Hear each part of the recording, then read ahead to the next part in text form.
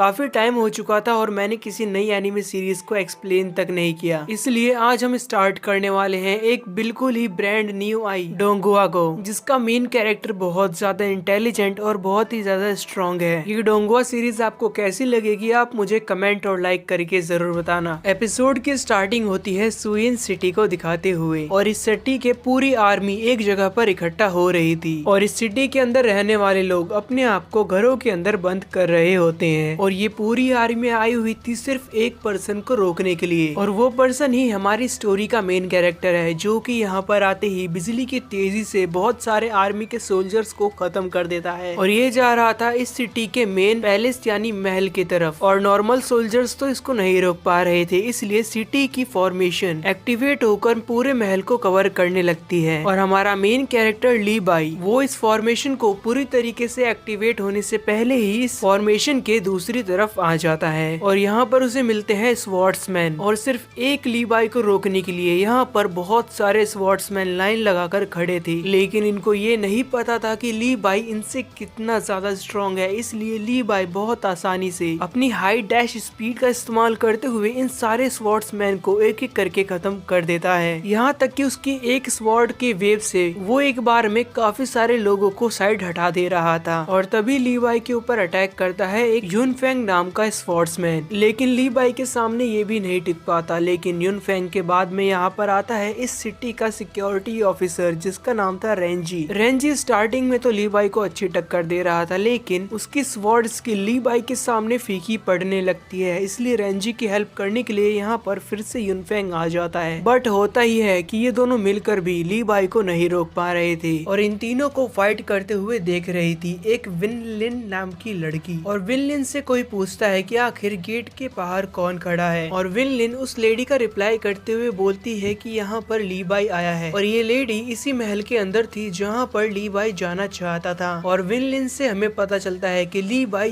इस पूरे सिटी का बेस्ट स्वॉर्डमैन है, और यहाँ तक कि बेस्ट स्टूडेंट भी। लेकिन हमें ये नहीं बताया जाता कि आखिर ली बाई अपने ही लोगों के खिलाफ ऐसे अटैक क्यों कर रहा है। ये जानने के लिए हमें जाना पड़ेगा 10 दिन पीछे, जब यहाँ पर एक ट्रेजर पार्टी हो रही थी। और इस पार्टी के अंदर सब कुछ हो रहा था, जैसे कि वाइन पीना और काफी सारे सुंदर डांसर्स और काफी रेयर वाइन बॉटल्स। और तभी हम यहाँ पर वेनलिंग नाम के एक ट्रेजर मिनिस्टर को देख पाते हैं, जिसको इनवाइट किया था यहाँ पर विनलिन ने। और साथ ही यहाँ पर कुछ अलग अलग टीचर्स भी थे, जो कि आपस में ही एक दूसरे से बात कर रहे होते हैं। और उनमें से यहाँ पर विनलिन इन सब लोगों से पूछती है कि आखिर हम यहाँ पर किसका वेट कर रहे हैं। और विनलिन का रिप्लाई करते हुए टीचर जुनक्यू बताते हैं कि हम यहाँ पर ली बाई का वेट कर रहे हैं, क्योंकि वो यहाँ का बेस्ट स्टूडेंट है, इसलिए उसका भी हमारे पार्टी के अंदर होना बहुत ही जरूरी है। अब जैसे ही ये लोग ली बाई के बारे में बात कर रहे होते हैं, तभी यहाँ पर ली बाई आ जाता है, जिसने काफी सारी वाइन पी रखी थी, और काफी नशे में होने के बावजूद भी वो यहाँ पर आता है। और उसके यहाँ पर आते ही तो लड़कियां उसके पीछे पागल हो चुकी थी, जो उसके पीछे पीछे आ रही थी। लेकिन एक टीचर जिनका नाम लूक्यू होता है, वो बोलते हैं कि ली बाई, अगर मैंने तुम्हें अपनी स्वॉर्ड स्किल से हरा दिया तो क्या तुम मेरे लिए एक पोयम यानी कि कविता लिखोगे। और अब हमारे मेन कैरेक्टर यानी कि ली बाई को तलवार चलाना और पोयम लिखना काफी पसंद था, इसलिए वो इसके लिए मान जाता है। और सिर्फ एक लकड़ी की स्टिक से वो इस टीचर लूक्यू और उनके डिसाइपल को चैलेंज कर चुका था। और ये तीनों अब ली बाई की तरफ आ रहे थे उससे फाइट करने के लिए, लेकिन ली बाई सिर्फ एक लकड़ी की स्टिक का इस्तेमाल करते हुए, और वो भी नशे की हालत में, इन तीनों को ही हरा देता है। और ली बाई की इतनी बढ़िया तलवार चलवाने की स्किल को देखकर सारे लोग उसके लिए ताली बजा रहे थे। और यहाँ पर अब ली बाई से बात करने के लिए आता है वेनलिंग, जो कि ली बाई को काफी एडमायर करता था और उसकी तरह ही तलवार चलाना चाहता था। इसलिए ली बाई को इम्प्रेस करने के लिए वो अलग अलग आर्टिफैक्ट्स दिखा रहा होता है, और इन आर्टिफैक्ट के अंदर वाइन को रखा जाता है। लेकिन ली बाई को यहाँ पर कोई सी भी वाइन बोतल पसंद नहीं आ रही थी। और ली बाई एक पोयम को भी देखता है जिसको लिखा था विनलिन ने, लेकिन ली बाई को लगता है, लेकिन ली बाई इस पोयम को देखते ही इसके अंदर काफी सारी कमियां निकाल रहा था। जिसके बाद वेनलिंग उसको एक नई स्वॉर्ड दिखाता है, और ली बाई को स्वॉर्ड की काफी अच्छी पहचान होती है, इसलिए इसको देखते ही वो ये समझ चुका था कि ये स्वॉर्ड उसके सामने बिल्कुल भी नहीं टिक पाएगी। और अब हम यहाँ पर ये भी जान पाते हैं कि ली बाई तो यहाँ पर आया हुआ था इस सिटी की सारी बेस्ट चीजें एक्सपीरियंस करने के लिए, लेकिन टाइम के साथ साथ वो तलवार चलाने में तो बेस्ट बन गया, लेकिन वो पोयम लिखना